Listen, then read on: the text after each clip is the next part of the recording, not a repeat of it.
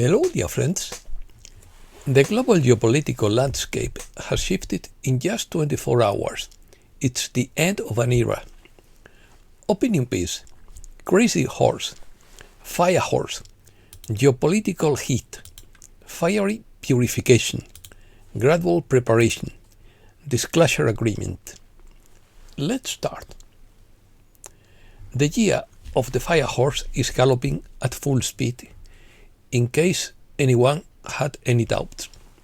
We are going through a cycle of fiery purifications, tensions burning to reveal hidden truths and force unavoidable changes. The key is not to resist the energy, but to learn to direct it. Fire makes people more vehement, reactive, and prone to emotional polarization. Staying close to water and dressing in cool tones will help calm the fire. Things have been heating up globally since the start of the Chinese Year of the Fire Horse due to increased tension in already strained international relations. The influence of fire affects both the weather and people's temperaments. Years marked by fire are linked to increased volcanic, political, or meteorological activity, drawing a parallel between the cosmos and human behavior. The element of fire is associated with intensity, visibility, passion, speed, and a tendency toward impulsive and conflicted decisions. Applying this image to the international stage suggests a time of abrupt movements, strong protagonism, and more explicit conflicts, as if latent embers were being fanned. The heat of the international atmosphere and human temperament reflects the dynamism and instability inherent to this cycle.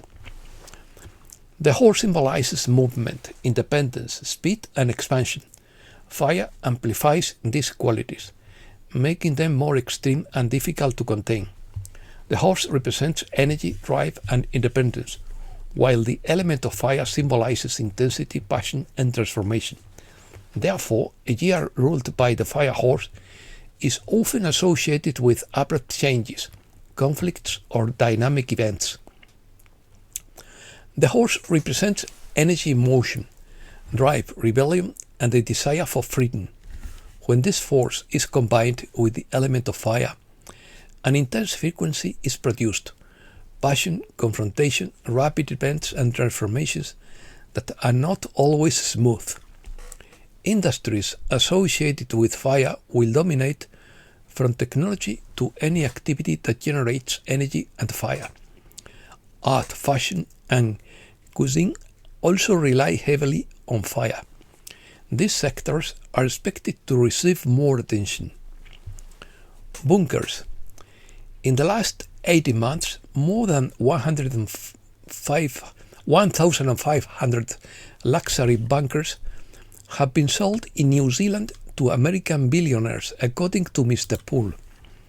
Meanwhile, the Texas-based startup S Company reported a 700% increase in bunkers orders since January 2025.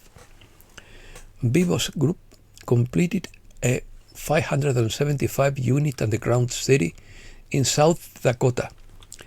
The sale is sold out, and there is a waiting list of 4,000 families.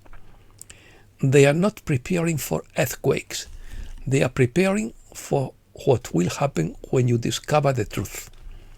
They are not building bunkers because the world is ending.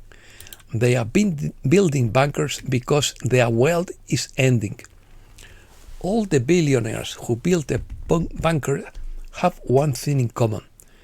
Their name appears in the Epstein files, the Panama Papers, or the Paradise Papers, and they know that no bunker is deep enough to hide from what's coming, according to Mr. Poole. Middle East. The operation against Iran could last 4 weeks. The US attacked more than 1,000 Iranian targets on the first day. The US destroys 9 Iranian Navy ships and their headquarters. Trump claims that Iran's entire military command has been eliminated.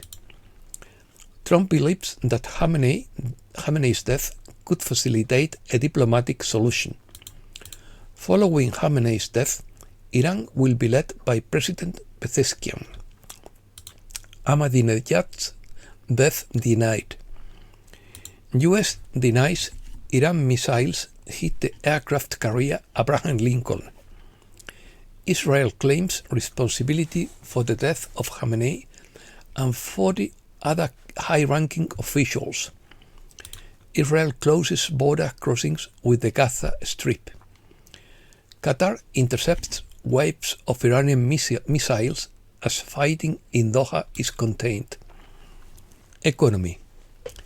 China is stifling the US defense industry with its rare earth elements.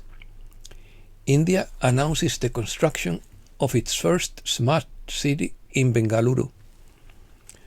Alert in the global oil market due to the closure of the Strait of Hormuz. Shipping giants suspend transit through the Strait of Hormuz. The attack on Iran will affect oil prices. The war in Iran disrupts energy markets. Global financial markets would also be affected.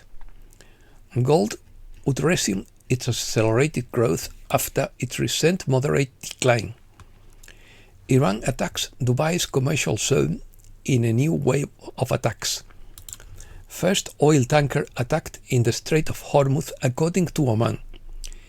Iran has an enormous capacity to shake up global energy markets. The closure of the Strait of Hormuz will affect the entire global economy with rising prices and a supply crisis. Iran announces the closure of the Strait of Hormuz.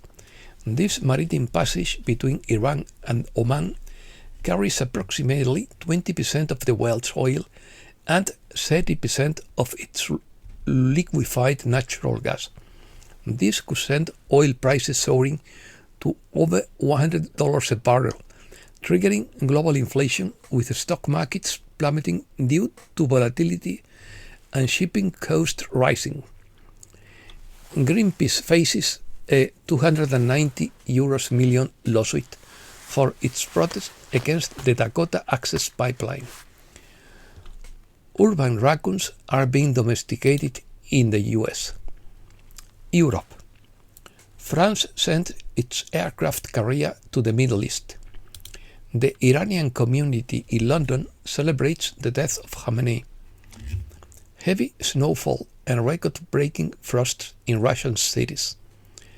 This winter, Ukraine has received 738 Russian missiles, more than 14,670 guided bombs, and 19,000 drones.